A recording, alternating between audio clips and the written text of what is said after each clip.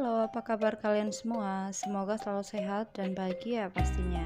Kali ini Mimin akan menceritakan film yang berjudul The Dictator 2012.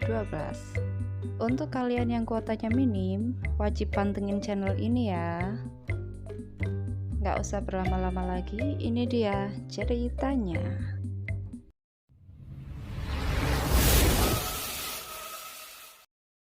Negara ini bernama Republik Wadia, dipimpin oleh Laksamana Jenderal Aladin. Aladin seorang yang kekanak-kanakan dan anti barat. Dia juga dikelilingi para pengawal wanita yang sangat seksi dan berotot. Ia seorang yang sangat khas dengan jenggot lebatnya. Wow, idaman banget kan ya. Aladin juga mensponsori Al-Qaeda dan bekerja pada pengembangan senjata nuklir untuk menyerang Israel. Setelah Aladin pulang dari laboratoriumnya, ia pun pulang ke istana. Saat ia turun dari mobilnya, ia ditembak oleh pemberontak. Dan ternyata yang ditembak bukan Aladin asli, melainkan sosok yang mirip dengannya. Karena Aladin merasa terancam, ia pun menyuruh Paman Tamir untuk mencari orang yang mirip dengannya. Orang itu bernama Eva Ward, si penggembala kambing. Di dalam istana, Aladin malah sibuk bermantap-mantapan nih dengan para artis terkenal. Kalian pasti paham dong dengan mereka. Oh, gila, sampai sebanyak itu koleksinya. Setelah Dewan Keamanan PBB memutuskan untuk campur tangan secara militer, Aladin pun langsung OTW menghadap ke markas PBB di New York, Amerika. We are going to America. Sesampainya di New York, bukannya disambut baik, kedatangan Aladin malah menimbulkan demo warga Amerika yang meminta keadilan dan kesejahteraan untuk warga Wadia. Malam hari ketika Aladin sedang menikmati istirahatnya, Aladin malah diculik oleh agen FBI suruhan dari pamannya.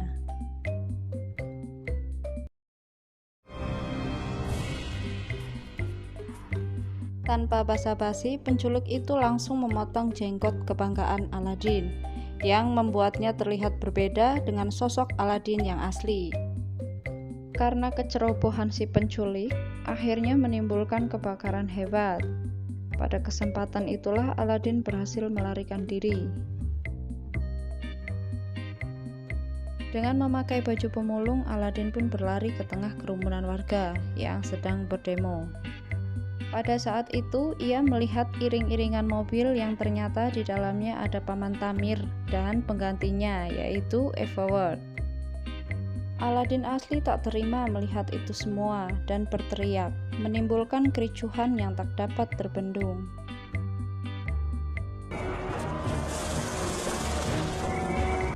Pada saat itu pun Aladin bertemu dengan Zoe. Dan Zoe pun membawa Aladin pergi dari kerusuhan.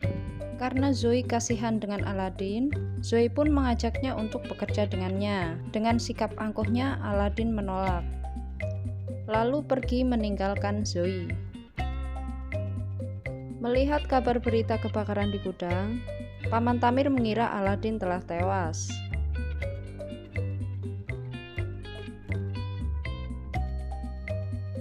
Lanjut di malam hari, di tengah kota, ketika ia sedang kebingungan, Aladin melihat mantan profesor yang pernah bekerja sama dengannya, bernama Nadal.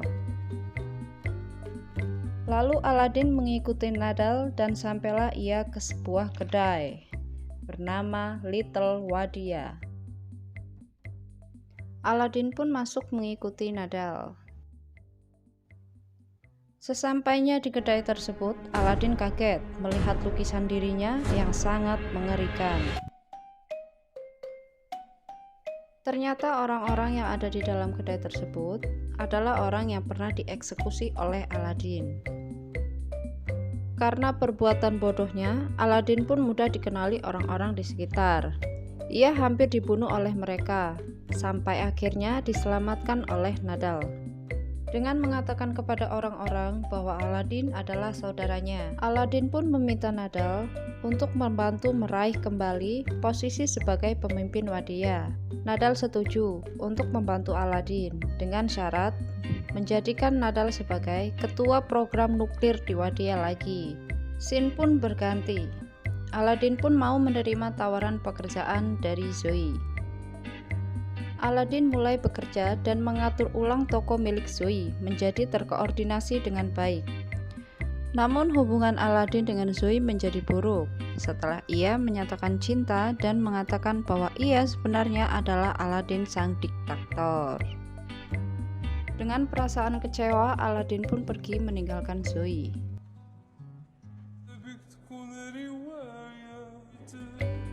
Aladin patah hati dan ingin mengakhiri hidupnya dengan cara melompat dari atas jembatan. Sebelum akhirnya berhasil diselamatkan Nadal lagi, dengan mengatakan ia adalah diktator terhebat yang pernah ada. Aladin pun mengurungkan niatnya. Singkat cerita, setelah mendapatkan jenggot palsu, Aladin pergi ke hotel dengan cara bergelantungan dengan sehelai tali dan masuk menuju jendela kamar Everwood. Lalu Aladin meminta Everwood untuk pergi. Everwood pun mematuhi perkataan Aladin asli. Rencana itu mulus sampai berhasil mengelabuhi pamannya. Tamir tidak menyadari bahwa itu adalah Aladin asli. Sampai akhirnya Aladin pun menunjukkan jati dirinya. Penandatanganan perubahan sistem demokrasi di Wadia pun gagal. Di depan delegasi PBB, dengan tegas Aladin mengatakan Tamir adalah seorang penipu. Aladin malah melanjutkan dengan berpidato memuji kebajikan dari kediktatoran. Namun setelah melihat Zoe, suasana pun berubah. Aladin pun menyatakan cintanya dan mengetahui Zoe tidak suka dengan kediktatoran.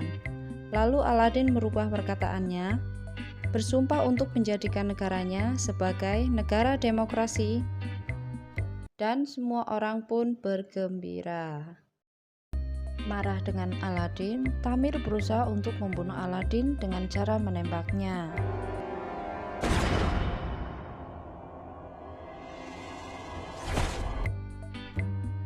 Pada momen yang tepat, Everwood melompat dan melindungi Aladin.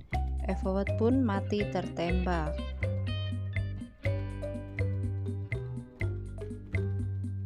Setahun kemudian, Wadia melaksanakan pemilu demokratis untuk pertama kalinya. Dengan dipaksanya warga untuk tetap mendukung Aladin. Setelah terpilih kembali, Aladin menikahi Zoe. Tetapi alangkah terkejutnya Aladin ketika mengetahui bahwa Zoe adalah seorang Yahudi. Tapi apa boleh buat, karena Aladin mencintai Zoe, ia melanjutkan pernikahannya. Scene berlanjut, menunjukkan konvoi mobil para pengawal Aladin mengunjungi Nadal ke laboratoriumnya dan membicarakan tentang senjata nuklir.